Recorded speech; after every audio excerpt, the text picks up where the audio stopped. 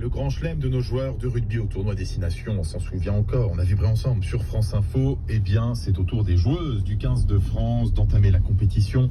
Ces Bleus affrontent l'Italie cet après-midi au Stade des Alpes à Grenoble. L'objectif est très clair, c'est de faire aussi bien que les garçons, de remporter le tournoi et ainsi de préparer de la meilleure des manières la Coupe du Monde qui va se dérouler dans 6 mois en Nouvelle-Zélande, Winnie Claret. Pas question de se faire piéger d'entrée de jeu face à des Italiennes qui, sur le papier, ne partent pas favorites face aux Françaises, mais qui montent en puissance, selon l'arrière des Bleus, Émilie Boulard. C'est une très bonne équipe de rugby qui a fortement progressé ces dernières années et qui est vraiment armée pour jouer au meilleur niveau mondial. Donc nous, on doit se préparer pour être le plus forte qu'on peut et être plus forte qu'elle. Je pense qu'elles vont essayer de chercher les couloirs et leurs élires justement qui vont assez vite. Je pense qu'il va falloir se méfier un peu partout et être prête à répondre à tout. Chaque match sera une finale, martèle la manager du 15 de France féminin, Annick Hérault. L'objectif, il est clair. L'objectif, c'est de remporter le tournoi. Et pour remporter le tournoi, il faut gagner tous les matchs. Thomas Darac, le responsable sportif, confirme la victoire et même le grand chelem aux 6 nations pour se tourner ensuite vers le rendez-vous de l'année, la Coupe du Monde en Nouvelle-Zélande en octobre prochain. Nous, on a l'ambition de gagner la Coupe du Monde. Sur le chemin de la Coupe du Monde, il y a le tournoi. On parle beaucoup de victoires, de performances. Bien sûr que le grand chelem, il est dans les pensées des filles. Ne pas le dire, ça serait se mentir. Un grand chelem qui trotte donc dans la tête de nos rugbywomen tricolores, bien inspirés par leurs homologues masculins. Il y a une semaine, la 3/4 centre Gabriel Vernier. Forcément, quand on voit le résultat qu'ils font, ça fait envie. Quand on voit toutes les foules qui encouragent le 15 masculin, ça fait envie aussi. Ils ont fait une aventure exceptionnelle et on a juste envie de reproduire exactement la même chose. Face aux Françaises se dressent notamment les Anglaises, vainqueurs du tournoi l'année dernière en battant les Bleus.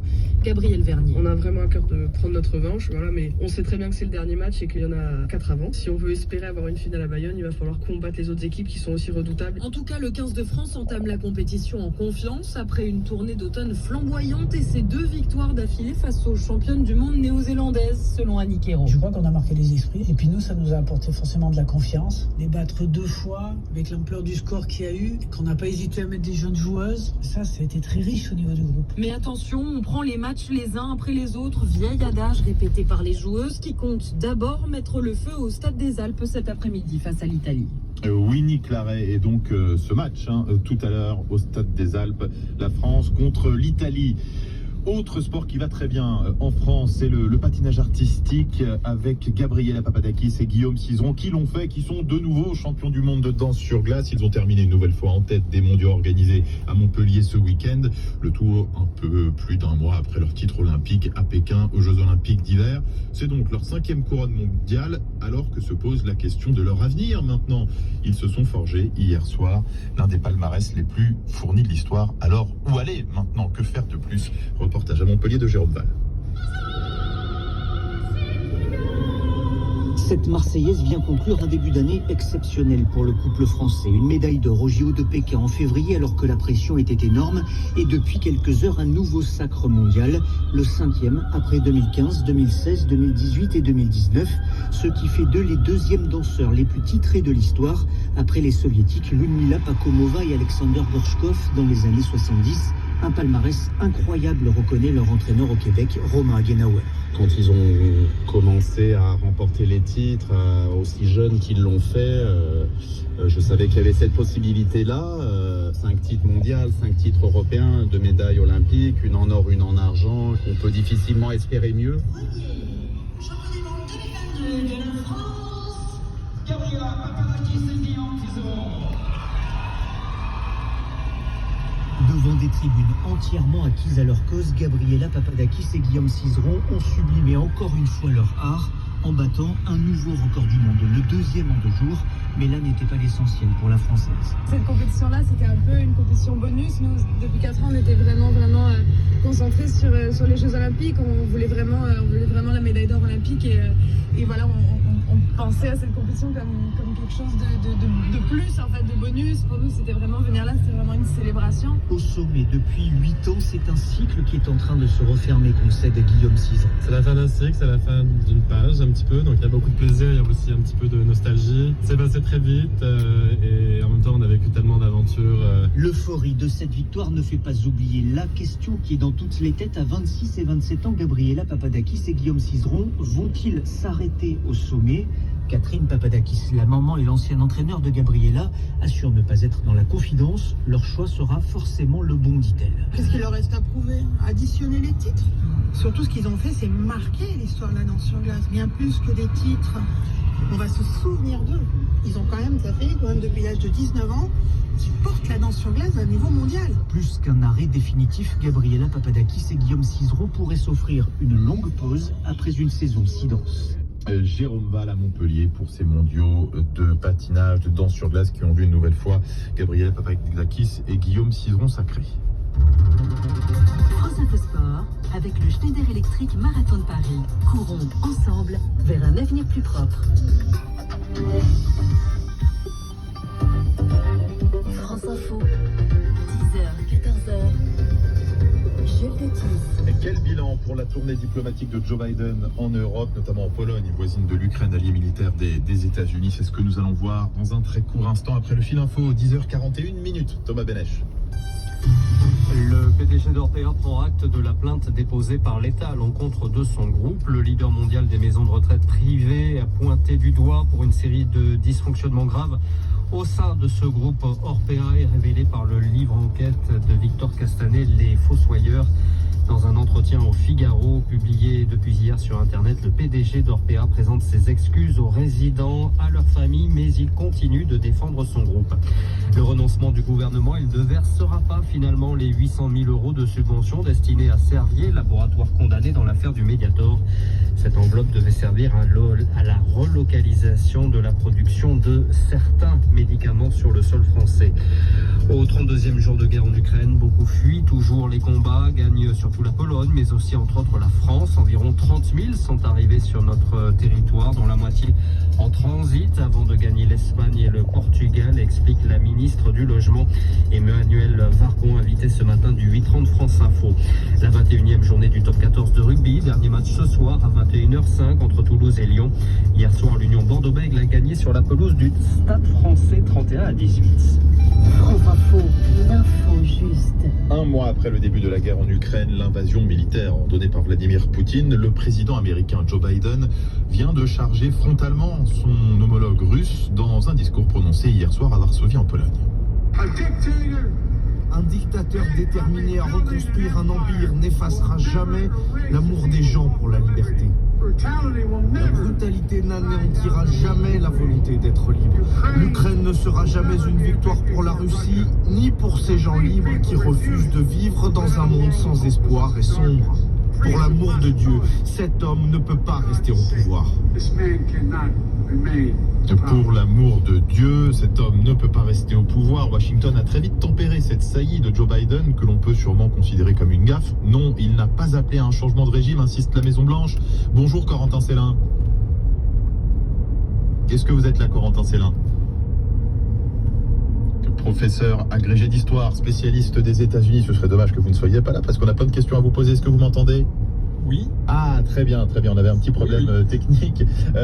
Vous avez peut-être entendu Joe Biden, mais sinon je suis sûr que vous savez ce qu'il a dit. Donc cette charge contre Vladimir Poutine, un boucher, un dictateur qui ne peut pas rester au pouvoir et donc démenti en quelque sorte, en tout cas déclaration tempérée par la Maison-Blanche. Pourquoi c'est à ce point gênant pour le président américain d'assumer une telle sortie si de toutes les façons il a des mots très durs pour Vladimir Poutine? Alors, je crois que c'est en fait la différence entre la morale et la morale démocratique dont Joe Biden a fait vraiment l'étendard de sa diplomatie et le réalisme politique. Car face à lui, il a un Vladimir Poutine qui est convaincu depuis très longtemps et qui en a fait, lui, un axe de son récit qu'il va être renversé par les États-Unis, que les États-Unis complotent contre lui avec les Occidentaux. On entend Vladimir Poutine revenir très souvent sur ces thèmes-là.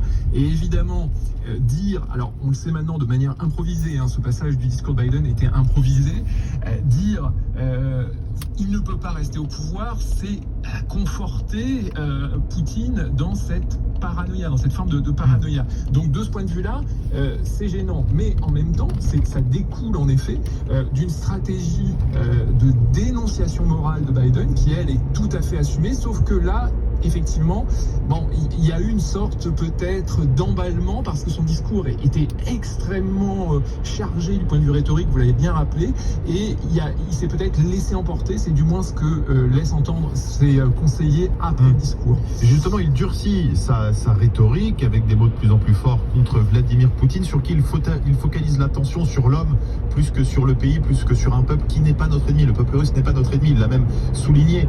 Quel est son intérêt à faire ça, à focaliser tout sur Vladimir Poutine? Alors, c'est un pari qu'a fait depuis le début de la guerre en Ukraine l'administration Biden, c'est de dire les Russes, la population russe, malgré les mesures de restriction prises par le régime Poutine, a quand même accès à l'information occidentale. Ils ne sont pas complètement coupés du monde. Et donc, il faut que notre message leur dise le bien fondé de la démocratie, le bien fondé du droit.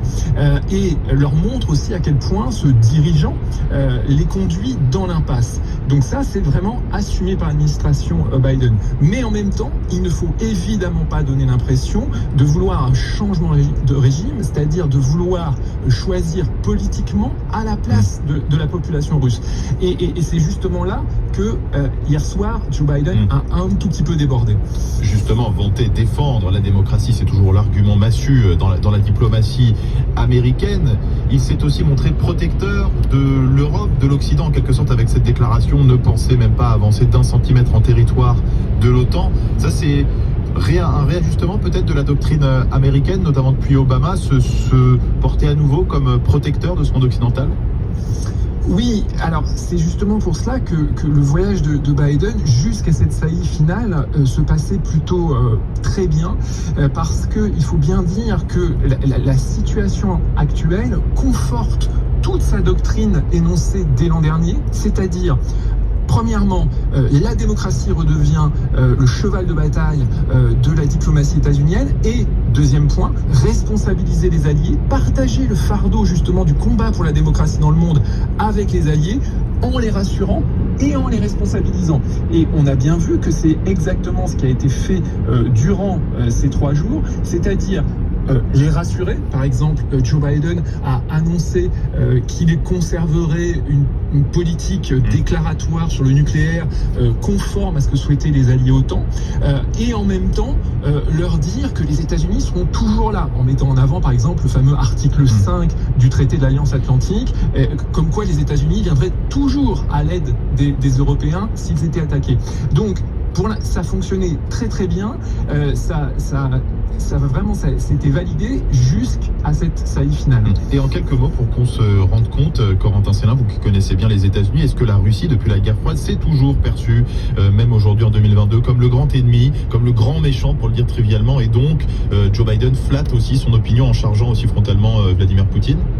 Oui, alors évidemment, il y avait des réminiscences de guerre froide dans ce discours d'hier, tout à fait. On revenait un peu à des tons de Ronald Reagan, mais la Russie avait été quelque peu remplacée par la Chine durant la dernière décennie. La Chine semblait devenir le principal ennemi des États-Unis, mais depuis la guerre en Ukraine, il y a un retour. Effectivement, il y a un retour à le vieil ennemi russe, surtout que Poutine a un passé soviétique en quelque sorte, donc il renvoie aussi à la guerre froide. Merci beaucoup Corentin Célin pour votre analyse, votre regard donc sur la stratégie, la diplomatie américaine dans cette guerre en Ukraine après cette tournée européenne de Joe Biden, le président américain, alors que son secrétaire d'État lui est au Moyen-Orient pour un tout autre chapitre de la diplomatie américaine, mais on aura l'occasion d'en reparler.